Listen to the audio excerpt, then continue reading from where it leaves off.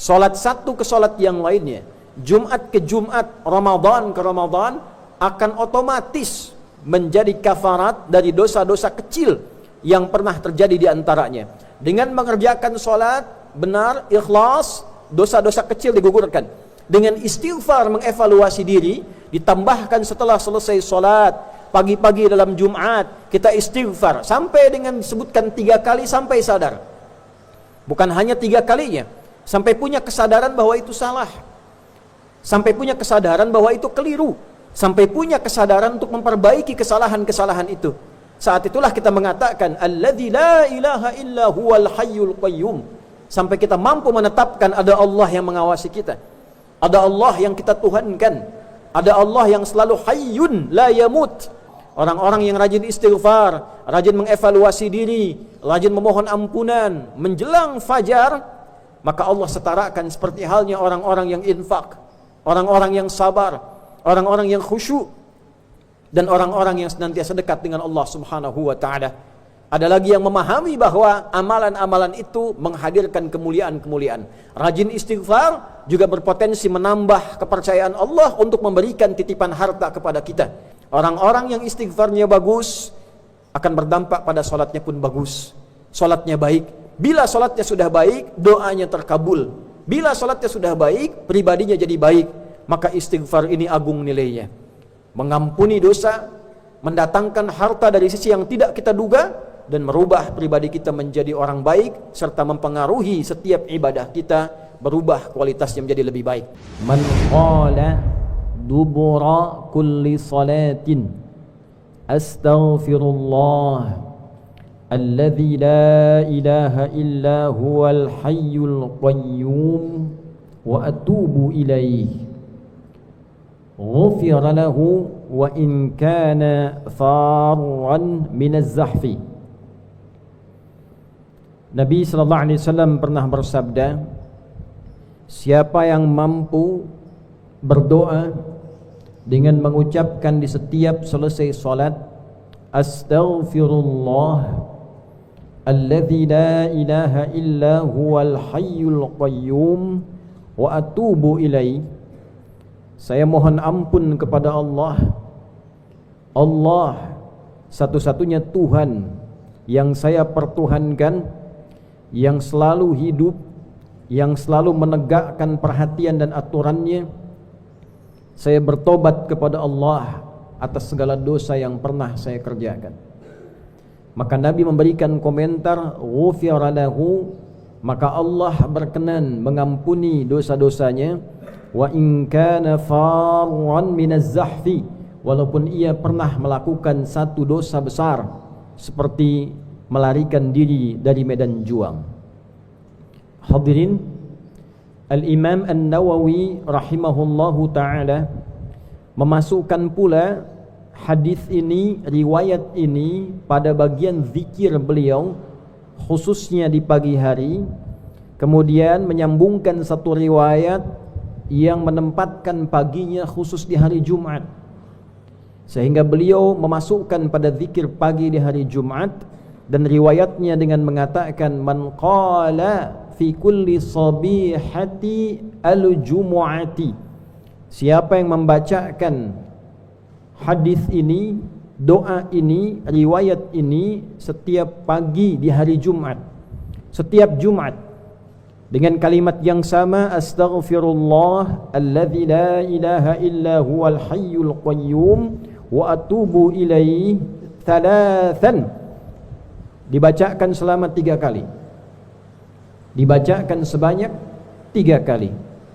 Ghufira lahu, Allah berkenan mengampuni dosa-dosanya, wa in kana farran minaz zahfi, sekalipun ia pernah melakukan dosa besar, ia menghindar dari medan juang.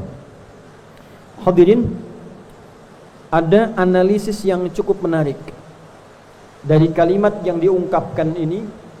Singkat, padat, serius, hasilnya begitu besar.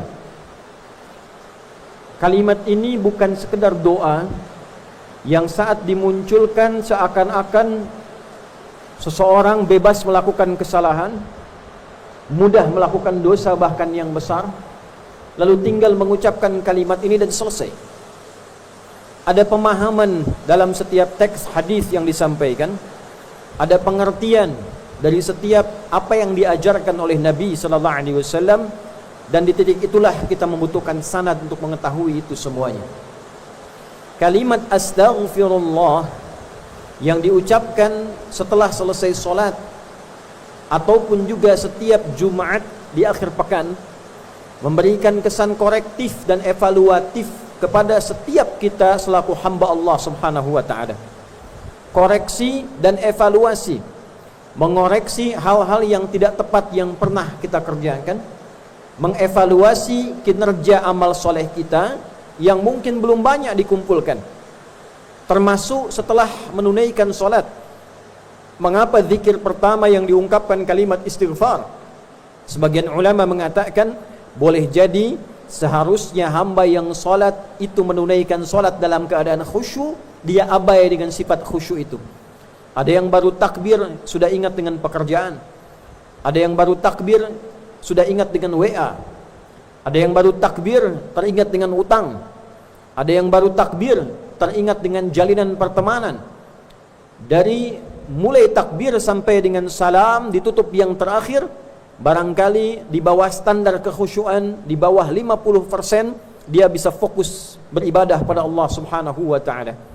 Untuk itulah selesai menunaikan salat, kalimat pertama yang kita ucapkan astaghfirullah, seakan memberikan pesan permohonan ampun kepada Allah karena tak mampu fokus sepenuhnya dalam salat, karena lemah untuk khusyuk sepenuhnya dalam salat.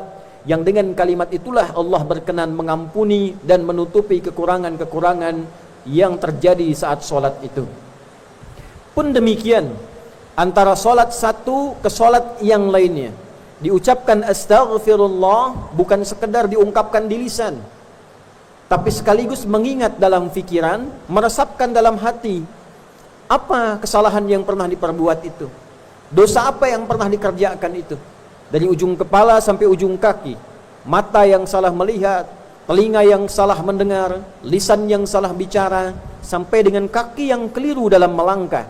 Maka kalimat astaghfirullah mengoreksi semua bagian perilaku yang salah itu, mengevaluasi perilaku yang tidak tepat itu, dan merubah semua yang keliru, yang salah itu ke jalan yang saleh. Itu hakikatnya. Untuk itulah kemudian dilakukan langkah evaluasi harian, lalu bertemu pada Jumat ada evaluasi pekanan. Diucapkan dalam setiap Jumat untuk mengevaluasi dalam sepekan. Apa kekurangan yang dilakukan, kesalahan yang dikerjakan, perbuatan negatif yang sudah terlanjur keluar, maka dievaluasi dalam sepekan, berupaya untuk memperbaiki itu dan meningkatkan takwa kepada Allah Subhanahu wa taala. Itulah sebabnya diantaranya ketika Nabi sallallahu alaihi mengatakan, Nabi sallallahu alaihi wasallam pernah menyampaikan, as-salawatu ila as-salawat wal jumu'atu ila al-jumu'ah wa ramadan ila ramadan kaffaratun lima bainahunna. Salat satu ke salat yang lainnya, Jumat ke Jumat, Ramadan ke Ramadan, akan otomatis menjadi kafarat dari dosa-dosa kecil yang pernah terjadi di antaranya. Dengan mengerjakan salat benar, ikhlas, dosa-dosa kecil digugurkan. Dengan istighfar mengevaluasi diri, ditambahkan setelah selesai salat, pagi-pagi dalam Jumat, kita istighfar sampai dengan disebutkan 3 kali sampai sadar. Bukan hanya 3 kalinya, sampai punya kesadaran bahwa itu salah, sampai punya kesadaran bahwa itu keliru, sampai punya kesadaran untuk memperbaiki kesalahan-kesalahan itu. Saat itulah kita mengatakan alladzi la ilaha illa huwal hayyul qayyum, sampai kita mampu menetapkan ada Allah yang mengawasi kita, ada Allah yang kita tuhankan, ada Allah yang selalu hayyun la yamut, selalu tegak, selalu hidup mengawasi kita semua, qayyum, tidak pernah abai dan lalai dalam mengawasi kita. Sampai kita punya rasa itu, merasa diawasi Allah, merasa dipantau Allah, sehingga dengan dipantau itu kita tidak bicara sembarangan. Takut kalau bicara sedang dipantau salah, takut kalau mendengar yang salah ketika sedang dipantau. Wa atubu ilaihi, dan di ujungnya kita kemudian berkomitmen, bertekad bahwa kita ingin berubah jadi orang baik. Kita bertobat pada Allah Subhanahu wa taala dan berjanji di hadapan Allah tidak akan mengulang itu kembali. Maka siapapun yang mampu melakukan ini, pantas bila Allah ampuni dosanya. Karena dia mengevaluasi dirinya. Setiap hari 5 kali dia evaluasi minimal. Setiap pekan dia evaluasi. Dia berjanji menjadi pribadi yang baik. Dia mengoreksi kesalahannya. Pantas Nabi mengatakan, kalau ada orang yang melakukan itu, bekerja dengan benar, dan mempertahankan itu sampai dia wafat, maka Allah subhanahu wa ta'ala berkenan menganugerahkan kebaikan-kebaikan dalam hidupnya di dunia, di alam kuburnya terjaga, dan dimuliakan saat kembali pada Allah subhanahu wa ta'ala dalam kebaikan. Untuk itulah Al-Quran menampilkan waktu-waktu tertentu untuk berzikir istighfar ini. Ada yang menjelang subuh disebut dengan sahar, jamaknya ashar. Di Al-Quran surah ke-51 di ayat ke-18 Allah menyampaikan, wabil ashari hum yastaghfirun.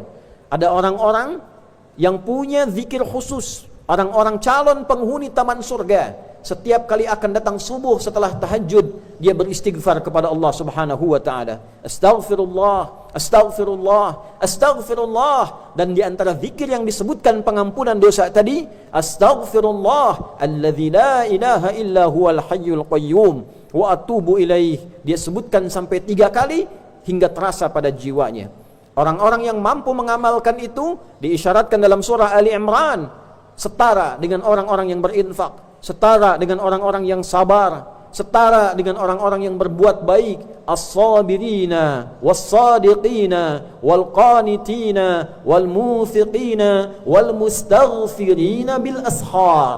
Wal-mustaghfirina bil ashar. Orang-orang yang rajin istighfar, rajin mengevaluasi diri, rajin memohon ampunan menjelang fajar, maka Allah setarakan seperti halnya orang-orang yang infak, orang-orang yang sabar, orang-orang yang khusyuk, dan orang-orang yang senantiasa dekat dengan Allah subhanahu wa ta'ala.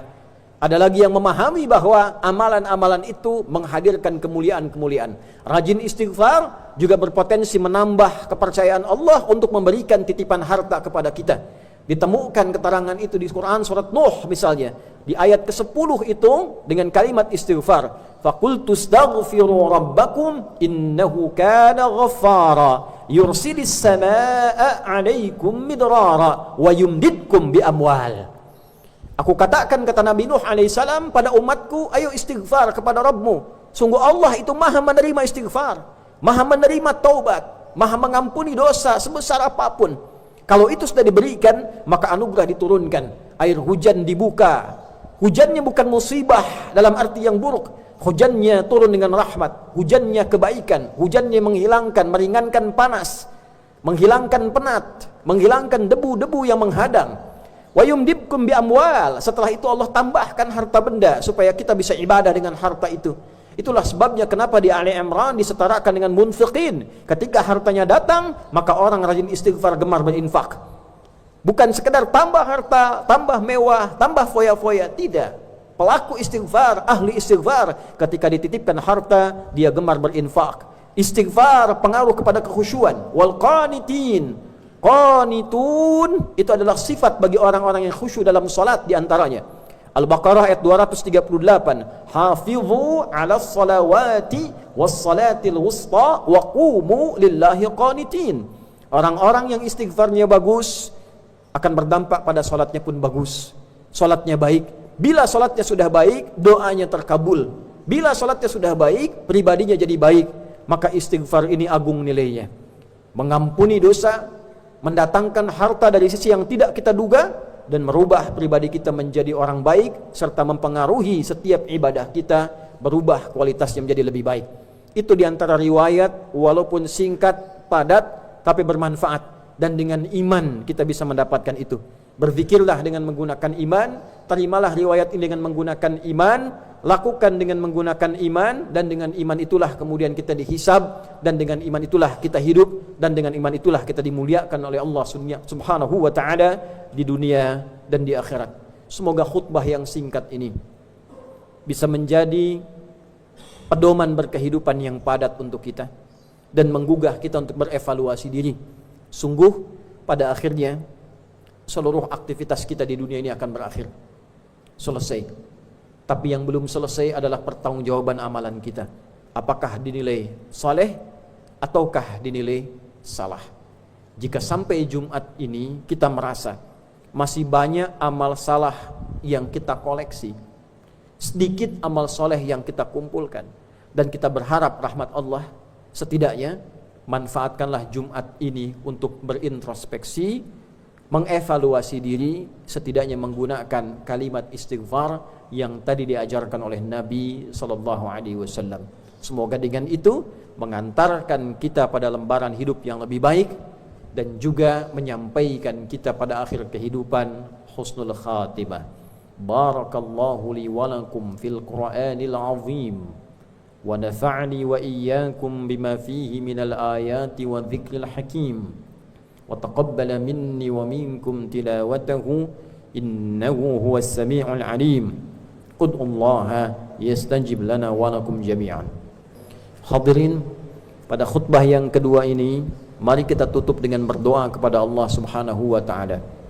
Isi dalam doa ini kita akan fokuskan untuk permohonan kebaikan dunia kita, evaluasi amalan kita, dan harapan kita kepada Allah agar diwafatkan dalam keadaan baik dan diterima ketika pulang menghadap Allah dalam penerimaan yang baik, dan diberikan tempat terbaik dan bertemu dengan orang-orang baik, terkhusus Rasulullah sallallahu alaihi wasallam.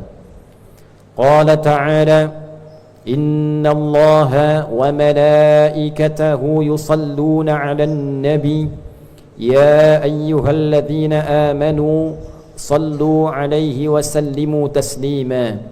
Allahumma salli wa sallim wa barik 'ala hadzal nabiyil karim ar-rasulil amin nabiyyina wa sayyidina Muhammadin wa 'ala alihi wa sahbihi ajma'in. Allahumma nahmaduka hamdan kama 'allamtana an nahmadak, ونشكرك شكرا كما علمتنا أن نشكرك أنت المقدم وأنت المؤخر بيدك الخير إنك على كل شيء قدير.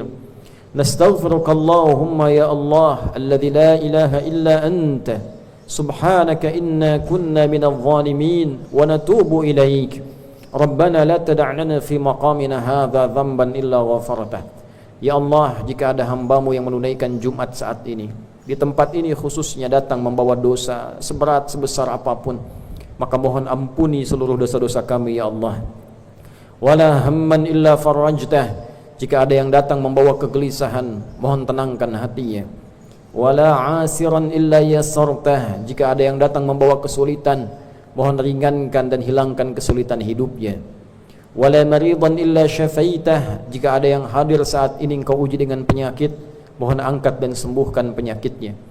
Wala dainan illa qadaitah, jika ada yang sedang terlilit oleh utang piutang, mohon limpahkan rizki kepadanya untuk melunasi utang-utangnya.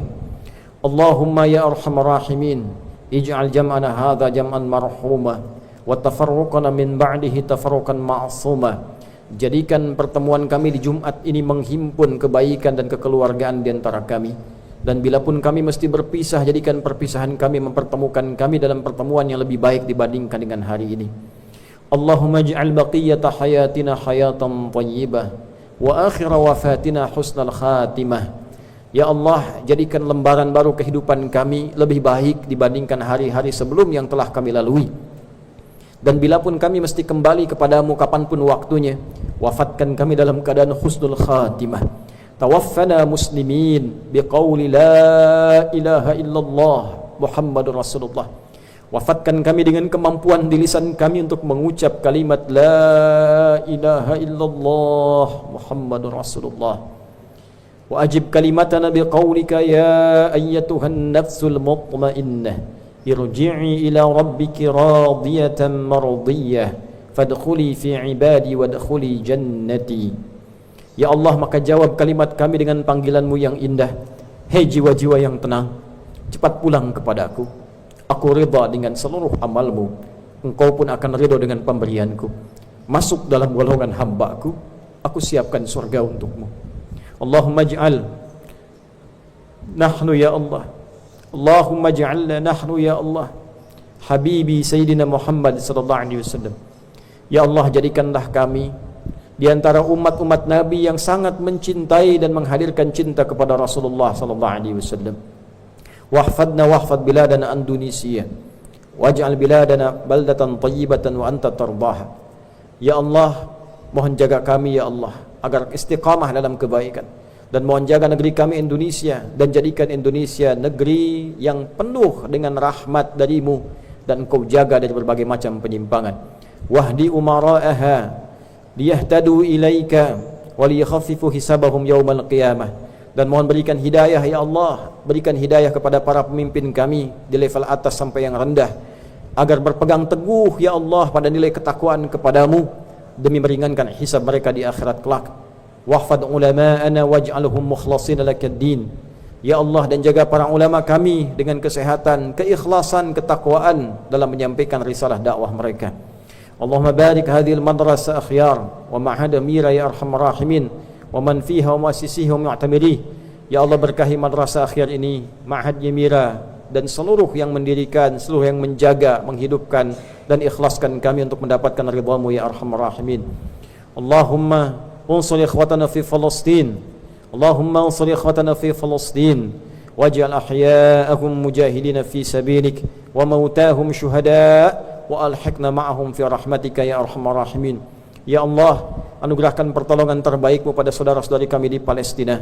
Jadikan setiap yang hidup di antara mereka sebagai pejuang ikhlas karenamu, dan jadikan setiap yang wafat syuhada dalam pandanganmu, dan sertakan kami bersama mereka dalam rahmat yang telah Engkau tetapkan. Rabbana atina fid dunya hasanah wa fil akhirati hasanah wa qina adzabannar. Wa sallallahu ala sayyidina Muhammad wa ala alihi wa sahbihi ajma'in. Nastaghfirullahal azim alladzi la ilaha illa huwa al hayyul qayyum wa natubu ilaihi walhamdulillahi rabbil alamin.